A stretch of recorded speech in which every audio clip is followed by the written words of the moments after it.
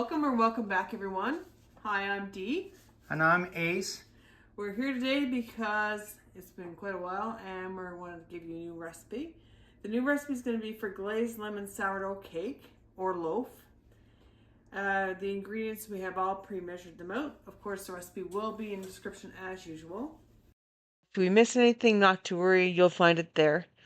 The ingredients that we have here today are 99 grams of oil or half a cup, 99 grams of granulated white sugar or half a cup, 2 eggs lightly beaten, 23 grams of lemon juice or 1.5 tablespoons, 130 grams of unfed sourdough starter or half a cup, 180 grams of milk or 3/4 of a cup, 180 grams of flour unbleached all-purpose or 1.5 cups, 6 grams of baking powder, 1.5 teaspoons, 2 grams of salt, half a teaspoon, 3 grams of lemon zest, or 1 tablespoon. And if you notice, we have a different countertop here. That's part of the reason why we're delayed, is we had a kitchen reno at our place. And while the reno was happening, we misplaced our mic, so forgive us if the audio is a little bit less clear than usual, but we are working on that. I'm going to move you over to the counter and we're going to begin. Okay, we're back over to our mixing area. So we're gonna mix it all up together. I'm not gonna show you us doing that because the mixer is just gonna be too loud for the video. We will show you it all combined when we're done. We're just gonna add our milk, our eggs,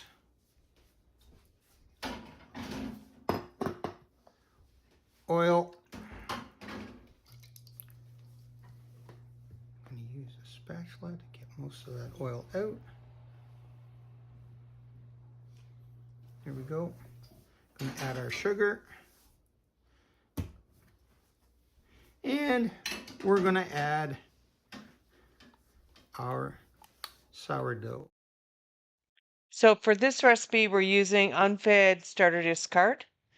Any of the extra stuff that you might have saved in the refrigerator, you want to find a way to use it up, this is definitely a good idea. And now we're going to stop the camera and get this mixed up.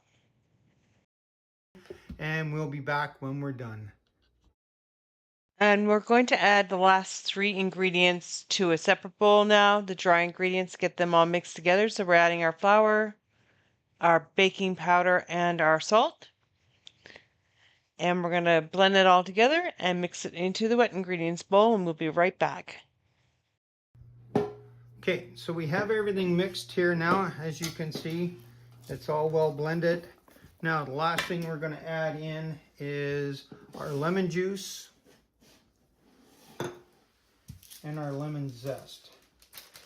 Now Miss D takes it and puts it on parchment paper. Makes it a lot easier. Oh yeah, there we go. To put it in, and then we're just going to gently blend this in so that way all the lemon zest is all mixed through. So you're going to get a bit of that everywhere. And we have preheated the oven to 350 degrees. And Miss D also pre-floured and put parchment paper on our loaf pan. So we're just going to put it in here.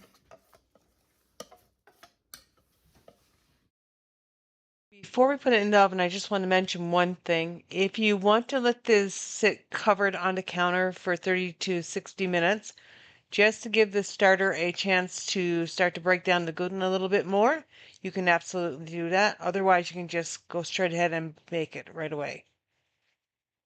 And I guess that's it. We'll be back when this is baked and we'll continue on with the glaze step. Okay. Hi guys, we're back. It's been 50 minutes and I just tested the cake to make sure it is cooked through, and it is. So I've set the cake aside to rest for 10 to 15 minutes. I'm going to quickly make the glaze. We're just going to stir together 1/2 cup of powdered sugar, 90 grams, 2 teaspoons of lemon zest, 3 teaspoons of lemon juice, and 1 teaspoon lemon extract. Just stir it really well together and I'll be back to show you what the next step looks like. So we're going to put the glaze on our loaf now as our final step.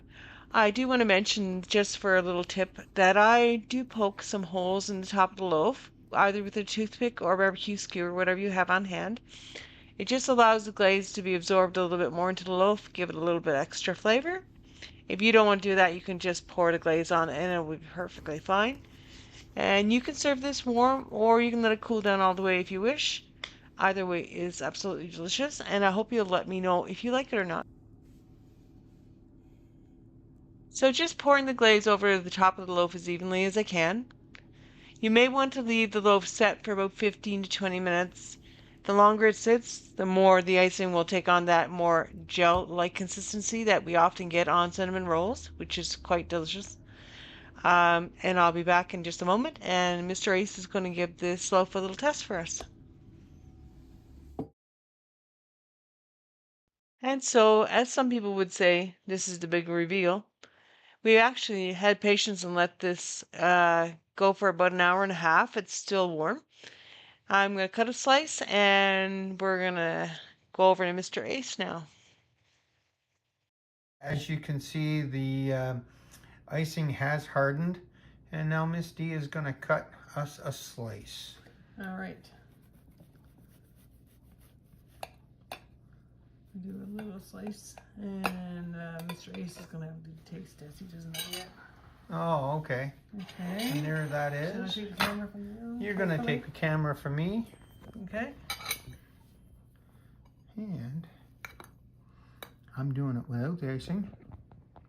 Oh my God. That is delicious. So guys, I hope you will give it a try. And if you don't mind liking and commenting for us, that would be great.